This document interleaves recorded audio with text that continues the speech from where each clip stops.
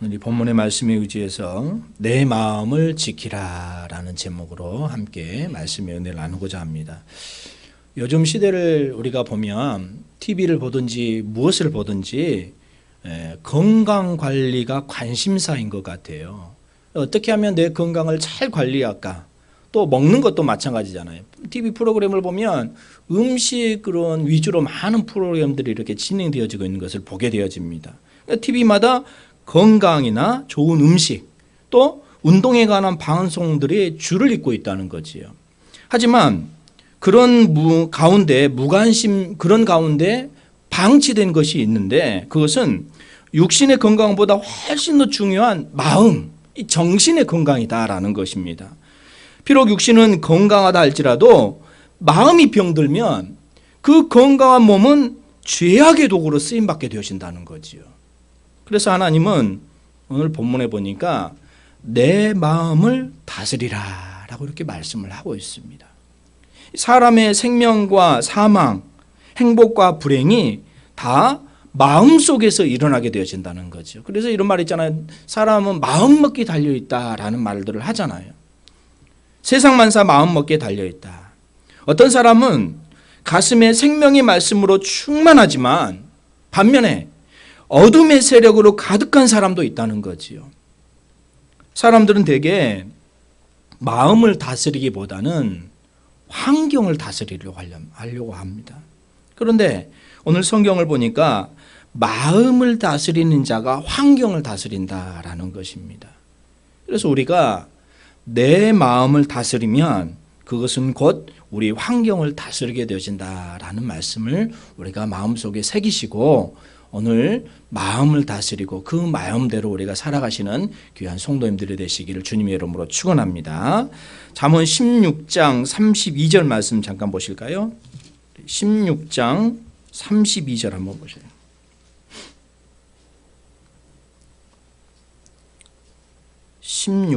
잠언 16장 32절 읽겠습니다. 노하기를 더디하는 자는 용사보다 낫고 자기 마음을 다스리는 자는 성을 빼앗는 자보다 나으니라. 자기 마음을 다스리는 자는 성을 빼앗는 자보다 낫다라고 이렇게 말씀을 합니다. 에디슨이 마음이 지옥을 천국으로 만들 수도 있고 천국을 지옥으로 만들 수 있다 이런 말을 했습니다. 또 미국의 작가인 데일 카네기도 가장 조심해야 할 일은 가난도 질병도 아닌 우리의 생각이라는 것입니다. 왜냐하면 생각이 우리를 지배하기 때문에 생각을 다스리면 그 생각은 우리의 삶을 다스리게 되어진다는 것이지요. 그렇습니다. 하나님의 기적도 사람의 마음을 통해서 나타나게 되어진다는 거예요. 반면 마귀도 사람의 마음을 미혹함으로 우리의 마음이 어떻게 할 것인지를 늘 우리를 유혹하게 되어진다는 것입니다. 자, 그러면 먼저는 이 마귀가 어떻게 사람의 마음을 유혹할까라는 것인데요. 첫 번째로 마귀는 거짓으로 사람의 마음을 미혹하게 되어집니다. 마귀는 언제나 우리의 마음을 도적질하려고 하죠. 죽이려고 하죠. 멸망시키려고 끊임없이 예를 쓴다는 거예요. 마귀가 인류의 시조인 아담과 하와 때부터 거짓으로 에덴의 천국을 빼앗은 것이 불행의 근원이 되었습니다. 마귀는 하나님의 법을 어기며 살아가는 것이 내게 유익한 것처럼 보이게 만들었습니다. 그러나 그 길을 따라가면 결국은 패망의 길이었고 불행의 길이었다는 것이죠. 그러니까 마귀는 언제나 거짓말을 통해서 사람을 속이고 죽이고 멸망시키는 일을 한다는 것이지요. 예수님은 거짓이 가득한 당시 이스라엘 사람들을 향해서 이런 말을 했어요. 요한복음 8장 44절 한번 보실까요? 요한복음 8장 44절. 신약성경 160쪽입니다. 요한복음 8장 44절 읽겠습니다. 너희는 너희 아비 마귀에게서 났으니 너희 아비의 욕심대로 너희도 행하고자 하느니라. 그는 처음부터 살인한 자요 진리가 그 속에 없으므로 진리에 서지 못하고 거짓을 말할 때마다 제 것으로 말하나니 이는 그가 거짓말쟁이요 거짓의 아비가 되었음이라. 마귀는 거짓말장이요. 거짓말을 일삼는 것은 마귀 유혹에 빠진 마귀의 자식이다라는 말씀을 하고 있다는 거죠. 예수님께서 그 시대적인 그런 삶을 풍자해서 어떻게 보면 말하고 있는 것입니다. 또 전도서 7장 29절에도 하나님은 사람을 정직하게 지으셨으나 사람이 많은 꾀들을 낸 것이니라 이렇게 말씀을 하고 있다는 거죠. 그러니까 하나님은 본래 사람을 정직하게 만들었잖아요. 사람을 지으실 때 어때요? 하나님의 형상에 따라서 이렇게 지으셨잖아요. 그런데 마귀의 유혹을 받아서 거짓을 일삼게 되어졌다는 것입니다. 하나님은 정직하게 살아가는 사람에게 은혜와 축복을 주십니다. 시편 84편 11절에 보니까 여호와 하나님은 해요 방패시라. 여호와께서 은혜와 영화를 주시며 정직하게 행하는 자에게 좋은 것을 아끼지 아니할 것이다 이렇게 말씀을 하고 있다는 거지요.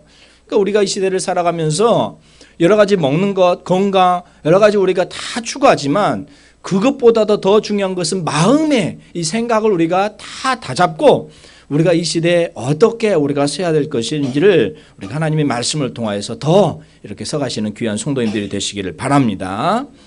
어느 목사님의 설교 중에 한 간증인데요. 경북 김천에서 식당을 운영하고 있었습니다. 그 식당이 설렁탕집을 운영하는 그런 교인이 있었던 것 같아요. 그 설렁탕집 주인이 음식을 만들는데 이런 마음을 품었다 그래요. 예수님께 드려도 크게 부끄러움이 없을 만한 그런 설렁탕을 내가 만들겠다. 그만큼 정직하게 내가 만들겠다는 것이지요. 이를 위해서 최고의 재료를 사용하고 온갖 정성을 다 쏟아서 음식을 만들었습니다. 그런데 어느 날 이 설렁탕을 하기 위해서는 그러잖아요. 뼈와 고기를 이렇게 우려내야 되잖아요. 그래서 뼈와 고기를 공급해 주는 집에서 실수로 좋지 않은 재료를 보낸 적이 있습니다. 아마 여러분들도 그랬을 거예요. 그 뼈를 우릴 때 뭐 뿌연 국물이 나와야 되는데 좋지 못한 뼈를 구웠는데 뿌연 국물이 나오지 않아가지고 누런 국물이 나왔어요. 주위의 사람들이 그에게 이걸 보여주었겠죠. 이 사장이. 그런데 주위 사람들이 그런 거예요. 이번 한 번만 커피 프림을 넣어가지고 색깔을 좀 내라는 거예요. 노란 것이 좀 뿌옇게 나올 수 있도록. 그래도 그 맛은 아마 똑같을 것이다 라는 유혹을 합니다. 그렇지만 그 사장은 그렇게 하지 않았어요. 그 국물을 다 버려버리고 그날 하루 장소를 하지 않았다는 것입니다. 적당히 모양만 그럴싸하도록 하기 위해서 프림을 넣고 맛도 누운 소금하기 위해서 인공 조미료를 듬뿍 넣어서 장사할 수도 있었을 것입니다.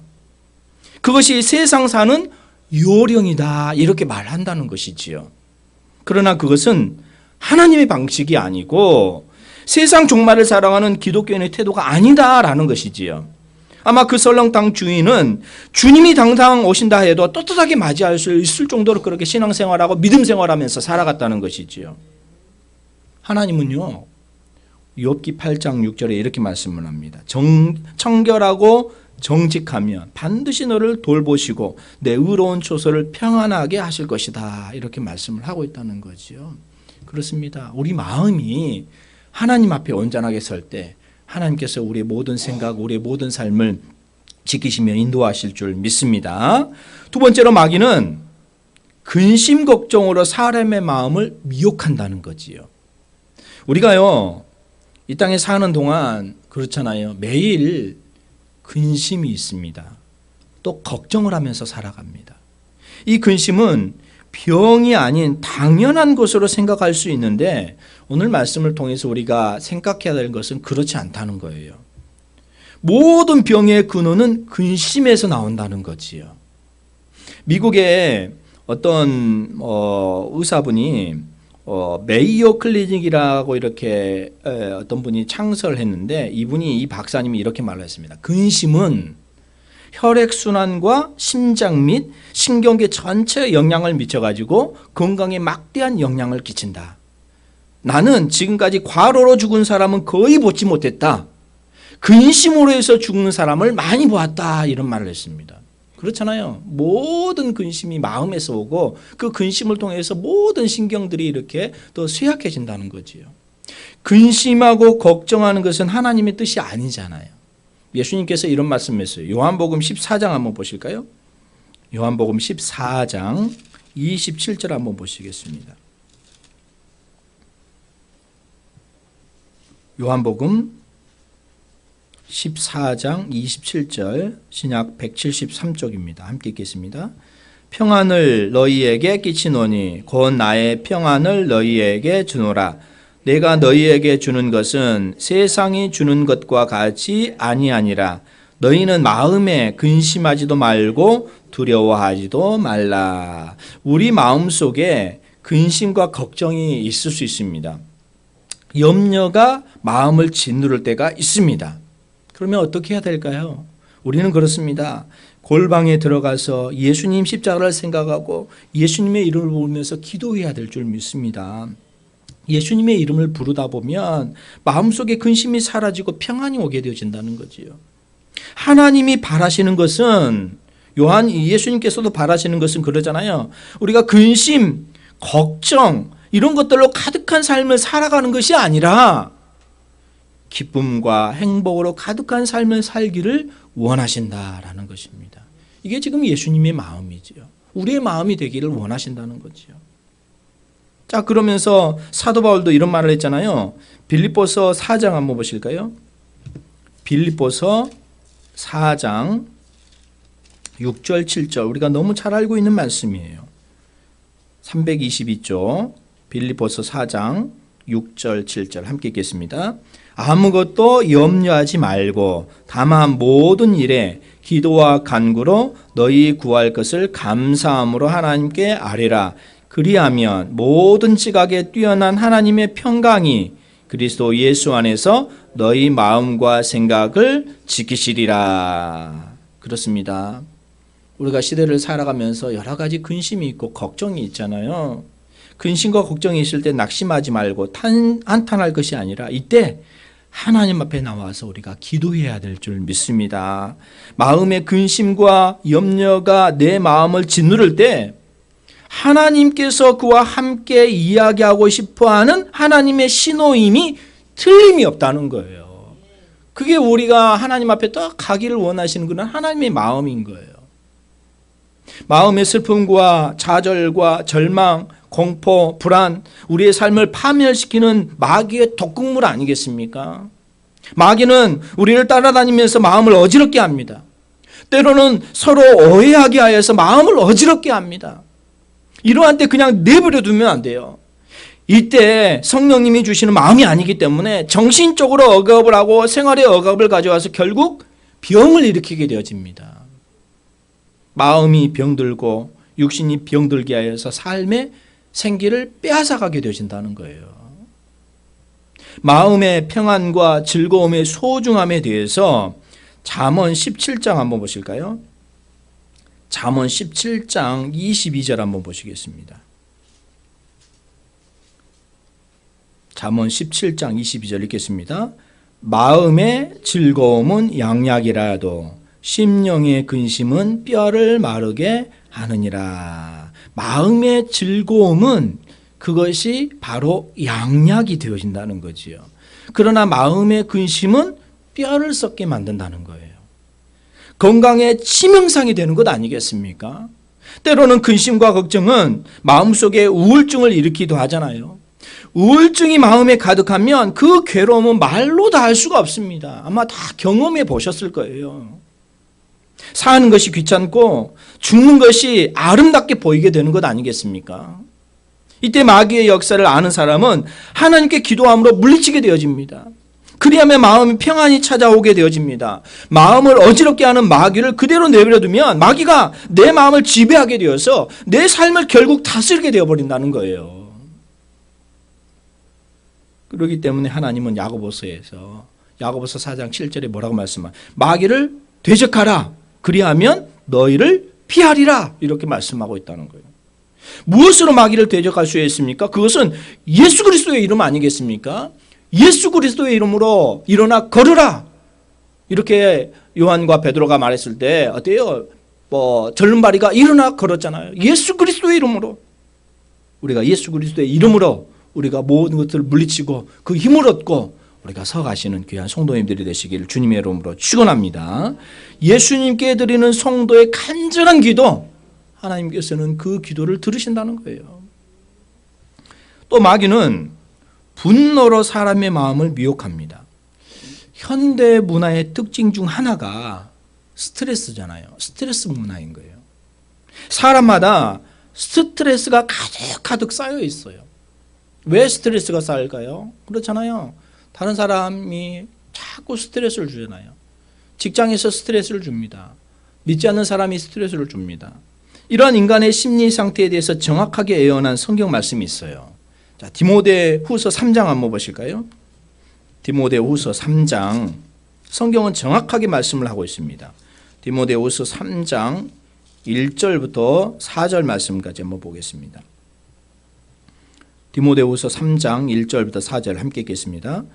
너는 이것을 알라. 말세에 고통하는 때가 이르러 사람들이 자기를 사랑하며 돈을 사랑하며 자랑하며 교만하며 비방하며 부모를 거역하며 감사하지 아니하며 거룩하지 아니하며 무정하며 원통함을 풀지 아니하며 모함하며 절제하지 못하며 사나우며 선한 것을 좋아하지 아니하며 배신하며 조급하며 자만하며 쾌락을 사랑하기를 하나님 사랑하는 것보다 더하며 5절까지 경건의 모양은 있으나 경건의 능력은 부인하니 이 같은 자들에게서 내가 돌아서라. 특별히 2절 말씀 보세요. 사람들이 뭐라고 말합니까? 자기를 사랑한다는 거예요. 이게 무슨 말입니까? 이기주의 아니겠습니까? 다른 사람은 돌보지 않는다는 거예요. 다른 사람이 왜 이렇게 어려운지, 다른 사람의 마음을 헤아리지 못하고 나만 생각한다는 거예요. 나만. 왜 내 뜻대로 되지 않는다는 거예요. 왜 내 마음대로 이렇게 되지 않는다는 거예요. 그리고 자기만 아는 이기주의에 사로잡힌 사람의 심리 상태를 묘사하기를 또 2절 말씀이 계속 무정하며 원통함을 풀지 아니하며 모함하며 절제하지 못하며 사나우며 선한 것을 좋아하지 아니하며 배신하며 조급하며 자만하며 이렇게 말씀하고 있습니다. 그 중에 하나가 절제력이 없다는 거예요.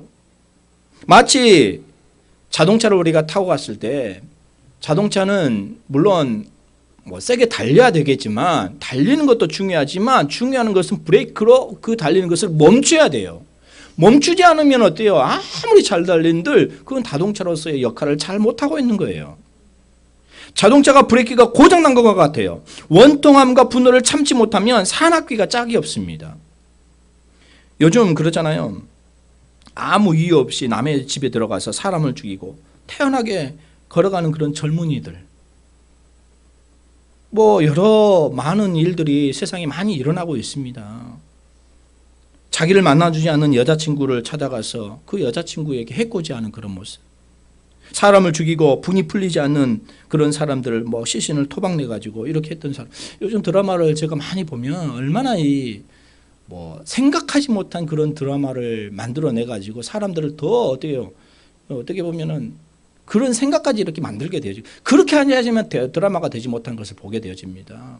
많은 드라마들 지금 많이 그려지고 있잖아요. 이슈가 되고 사람을 죽이는 것들. 그런 것들이 서스름없이 이렇게 나타나고 있잖아요. 보여주고 있잖아요. 또 옆에서 달리던 자동차 운전자가 조금만 마음을 상하게 하면 기어이 쫓아가가지고 보복 운전. 제주도에서 그런 사건이 이렇게 일어났잖아요. 미국에서는 어떻습니까? 걸핏하면 총을 난사해서 무사한 사람들을 죽였다는 뉴스가 일어나고 있잖아요. 총기 사고 이런 것들. 심지어 생방송에도 난사하는 그런 사건들. 지금 이 순간에도 이슈가 되고 있는 것이 어떻게 보면 미얀마 이 폭력 사태이죠. 필리핀에서도 마찬가지로 여러 가지가 일들이 있었잖아요. 이 세계인들의 마음을 보면 브레이크가 고장나서 분노를 참지 못하는 것 아니겠습니까?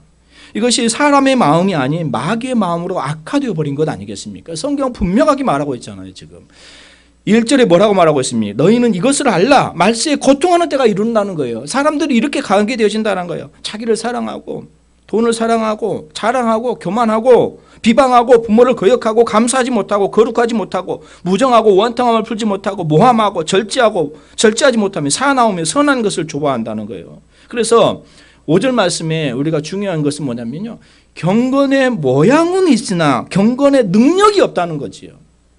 그냥 교회만 다니고 있다는 것. 어떻게 보면 우리 마음속에 정말로 주님을 찬양하며 말씀 안에서 해야 되는데 그것이 너무너무 부족한 그런 시대가 되어버렸다. 뭐라고 말하면 이러 같은 것을 돌아서라는 거예요. 그렇게 서지 말자는 거죠. 우리가 하나님 앞에 온전하게 설 때 하나님께서 역사하시고 체험하시는 그런 삶을 우리가 느끼면서 나아가야 되지 않겠습니까? 문제는 뭐냐? 누구나 다 그렇게 될 수 있다는 거예요.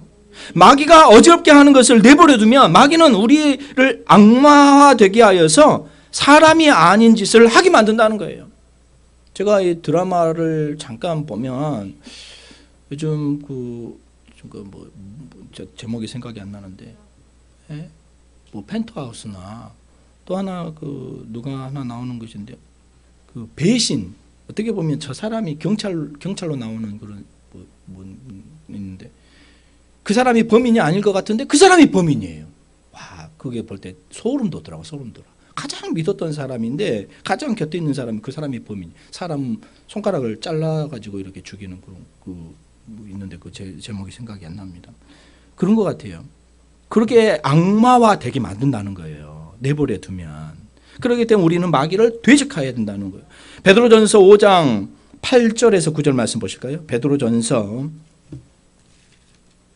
5장 8절 9절 한번 보시겠습니다. 7절부터 읽을까요? 7, 8, 9 함께 계십니다. 너희 염려를 다 주께 맡기라. 이는 그가 너희를 돌보심이라. 근신하라, 깨어라. 너희 대적 마귀가 우는 사자같이 두루 다니며 삼킬 자를 찾나니 너희는 믿음을 굳건하게 하여 그를 대적하라. 이는 세상에 있는 너희 형제들도 동일한 고난을 당하는 줄을 알미라. 마귀는 우는 사자와 같이 두루 다니며 삼킬 자를 찾고 있다는 거예요. 으르렁 거리면서 돌아다니다가 약한 사람을 만나면 덤벼들어가지고 자기 먹잇감으로 삼는다는 거예요. 우리는 이 마귀를 이겨내야만이 평안히 살 수 있습니다. 염려, 근심, 불안, 초조, 절망, 우울증, 분노, 이런 모든 부정적인 감정의 배후에 마귀가 있기 때문에 그렇습니다. 우리가 분노하여서 야단법석을 하면 어느새 마귀가 침입하게 됐네요. 그래서 우리 마음속에 마귀를 쫓아내면 분노가 가라앉게 되시는 것 아니겠습니까? 레이버크 박사님께서 혈기 분노를 가리켜서 감추어진 폭탄이다 이런 말을 했습니다. 마치 이를 증명이라듯이 여러 일들이 세상에 많이 일어나고 있잖아요. 분노 때문에 자식이 부모를 죽이기도 하고 형제를 죽이기도 하고 길거리에서 아무 관계없는 사람을 죽이기도 하고, 생리학적으로 조사해 보면 우리가 한번 화를 내면 우리 몸속에 84,000개의 세포가 죽는다는 거예요. 세포가 죽는 빈 공간에 콜라겐이라는 물질이 지나치게 많이 들어가서 기억력, 감퇴와 노화를 촉진시켜서 빨리 늙게 한다는 것입니다.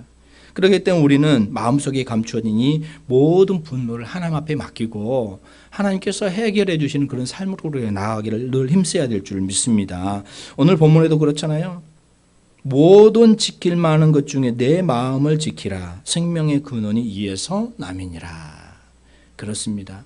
그렇다면 이런 마음을 지키는 방법이 뭘까요? 마음을 지키고자 늘 우리가 힘쓰잖아요. 첫 번째로는 그 마음에 소망으로 채워야 됩니다.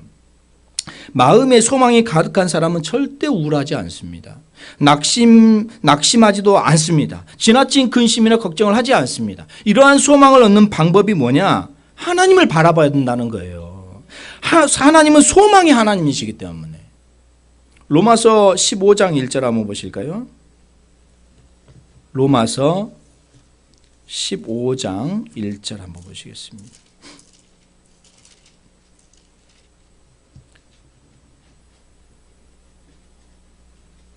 로마서 15장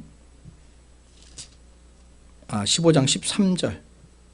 15장 13절입니다. 함께 읽겠습니다.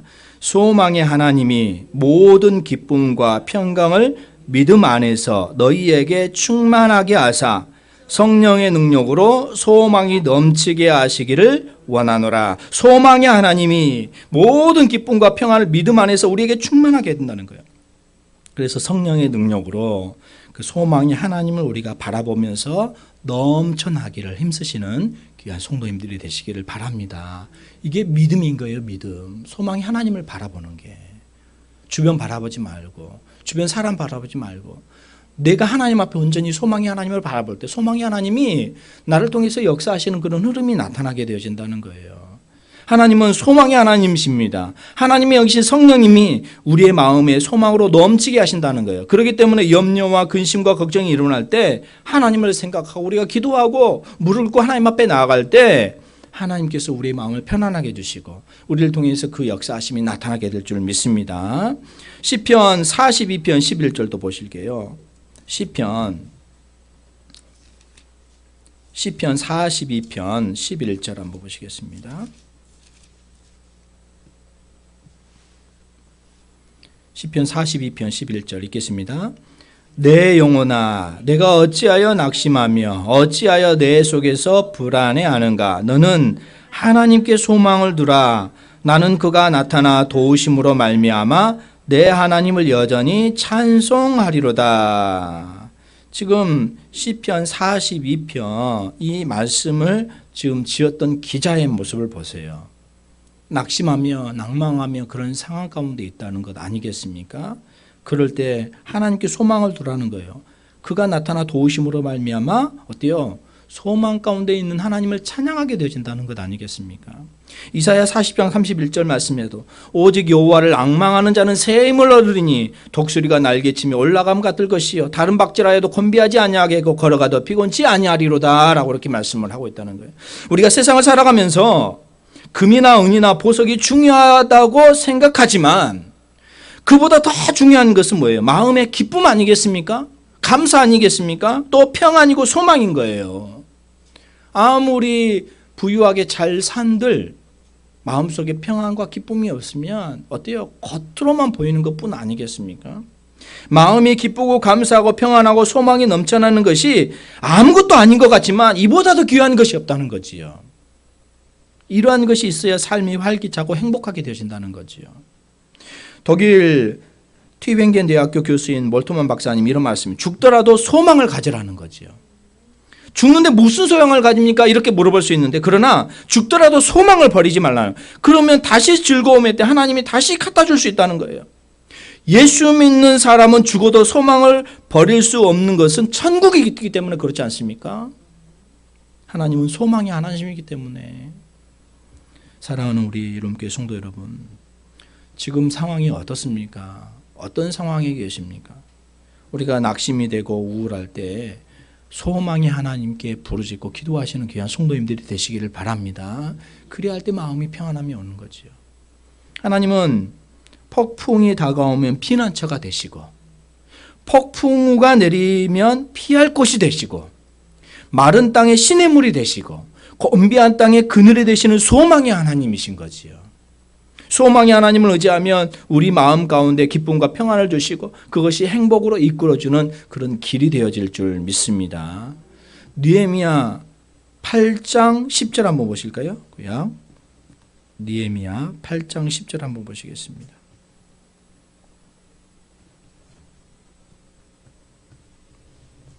구약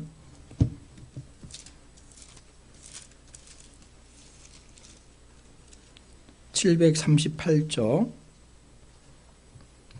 느헤미야 8장 10절 읽겠습니다. 느헤미야가 또 그들에게 이르기를 너희가 가서 살찐 것을 먹고 단 것을 마시되 준비하지 못한 자에게는 나누어 주라. 이날은 우리 주의 성일이니 근심하지 말라. 여호와로 인하여 기뻐하는 것이 너희의 힘이니라 하고 이렇게 말씀. 여호와로 인하여 기뻐하는 것이 우리의 힘이라는 거예요. 그러니까 서로 나누어주고 서로 부족한 거 채워주고 서로 어려움이 있으면 기도해주고 말씀 안에서 설 수 있도록 우리가 힘써야 된다라는 거. 왜요? 여호와로 인하여 기뻐하는 것이 우리의 힘이 되어진다는 거지요. 마음에 기쁨이 있어야 힘이 생깁니다. 그리고 힘을 가지고 있어야 세상을 이길 수가 있습니다. 낙심하여 맥이 빠진 사람은 복된 인생을 살 수가 없는 거예요. 이 세상에는요, 마음의 소망과 평안과 기쁨보다 더 중요한 것은 없는 거예요. 세상에서 아무리 좋은 것을 소유한다 할지라도 하나님을 중심에 모시지 않으면 절대로 행복하지 않습니다. 아무리 좋은 집을 지어도 하나님이 그 집안의 중심이 되지 않으면 짓는 자의 수고는 헛될 뿐이다라는 거예요. 아무리 사업을 크게 해도 하나님이 같이 하지 아니하시면 그것이 다 헛되어 버린다는 거지요. 아침에 일찍 일어나고 늦게 누우며 고생의 떡을 먹음이 헛됨이다 라고 이렇게 말씀하고 있잖아요. 시편 127편 1절을 한번 보실까요? 시편 127편입니다.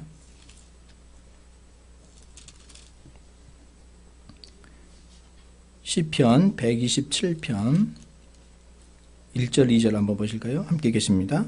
여호와께서 집을 세우지 아니하시면 세우는 자의 수고가 헛되며 여호와께서 성을 지키지 아니하시면 파수꾼에 깨어 있음이 헛되도다.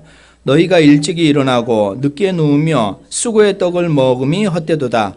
그러므로 여호와께서 그의 사랑하시는 자에게는 잠을 주시니라 이렇게 말씀을 하고 있다는 거예요. 아침에 일찍 일어나고 늦게 누우며 고생의 떡을 먹음이 헛되이 삶이 되어버리면 안 되겠잖아요. 찬송가 94장 주 예수보다 더 귀한 것은 없네. 어떤 목사님의 간증을 제가 들었는데요. 그 간증 가운데 오늘 우리 예배 시작하기 전에 찬송가 304장을 불렀습니다만 304장에 이런 가사가 있어요. 그 가사 3절 가운데 하늘을 두루마리 삼고 하늘을 두루마리 삼는데요. 바다를 먹물 삼는데요. 그런 하늘을 두루마리 삼고 바다를 먹물 삼아도 한없는 하나님의 사랑 다 기록할 수가 없다는 거예요. 하늘에 하나님의 사랑을 다 있어도 기록할 수가 없대요. 그 하나님의 사랑이 그만큼 크대요. 어찌다 쓸까 저 높이 쌓아도 채우지 못한데 그러면서 그 하나님의 사랑? 하나님의 사랑이 그 사랑이 어떤 사랑인가 내가 한번 체험해보고 믿어봐야 되겠다 그래가지고 예수 믿게 되었대요. 교회 오게 되었대요. 하나님의 사랑 내가 한번 체험하기 위해. 그러다 보니까 내가 더 공부하다 보니까 목사가 되었대요. 그래가지고 그걸 간증하는 것을 봤습니다. 하나님의 사랑.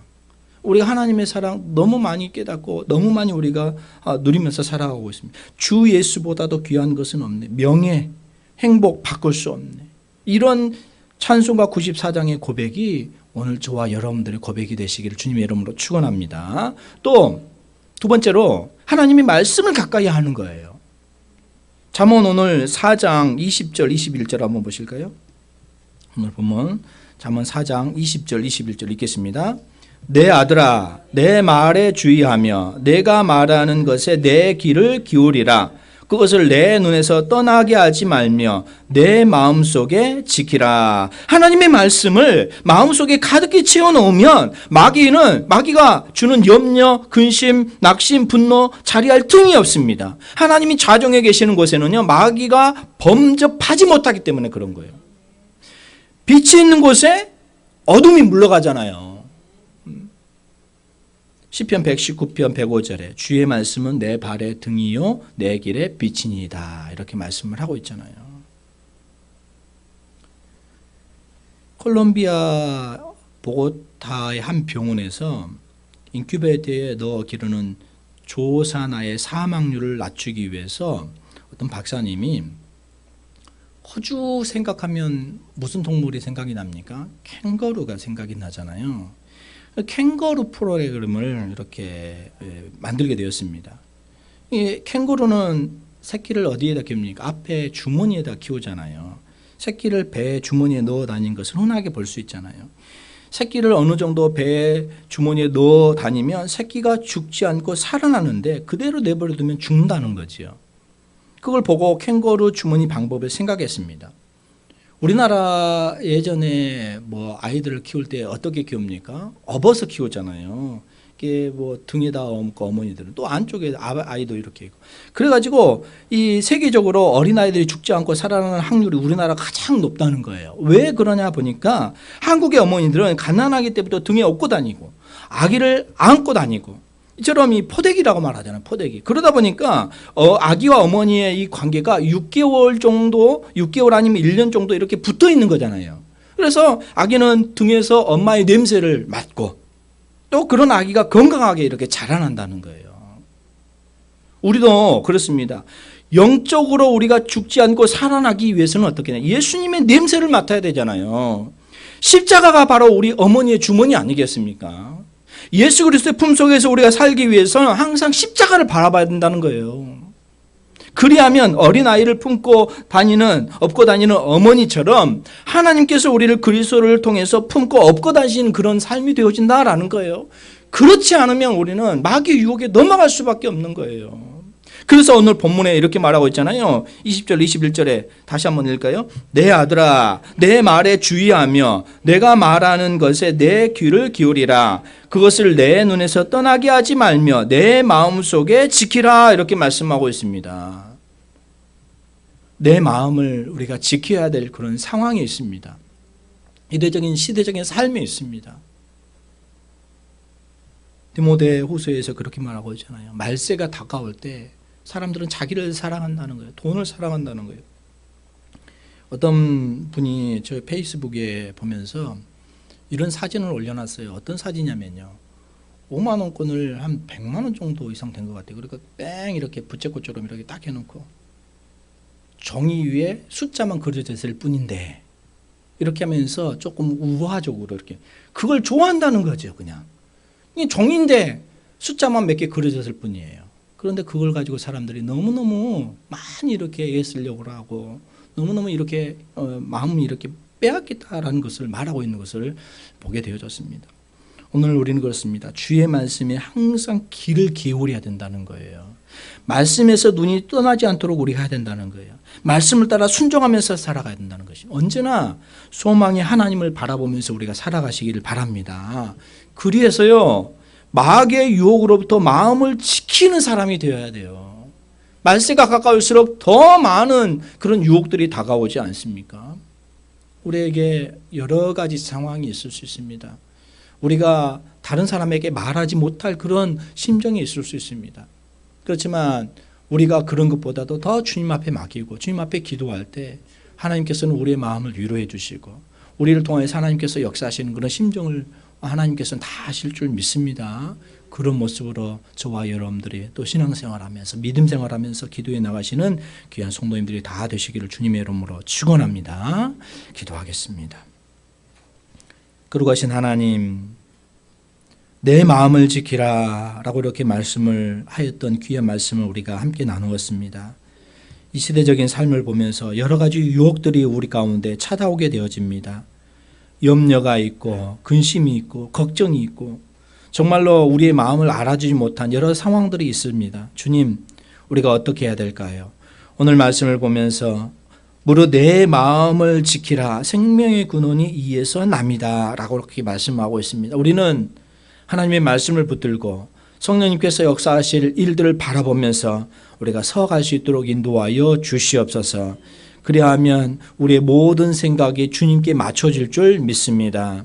우리 교회가 하나님의 말씀에 깊이 뿌리를 내리고 그 말씀 위에 자라가게 해주시고 어떤 유혹이 하더라도 우리가 넘어지지 않게 해주시고 하나님께서 행하시는 그런 바를 우리가 뜻을 드러내며 그 영광을 돌려낼 수 있도록 인도하여 주시옵소서. 우리는 모든 성도님들 주님께서 찾아가 주시고 어떤 마음에 어려움이 있습니까? 어떤 것을 이렇게 기도하면서 하나님 앞에 내어놓고 싶습니까? 주님 찾아가 주시고 정말로 오늘 이 말씀을 통해서 위로가 되어지고 힘을 얻게 해주시고 우리가 살아감에 있어서 정말로 주님의 영광만 드러내고자 힘쓰는 그런 삶이 될 수 있도록 인도하여 주시옵소서. 모든 말씀을 감사를 드리오며 예수 그리스도의 이름으로 기도하옵나이다.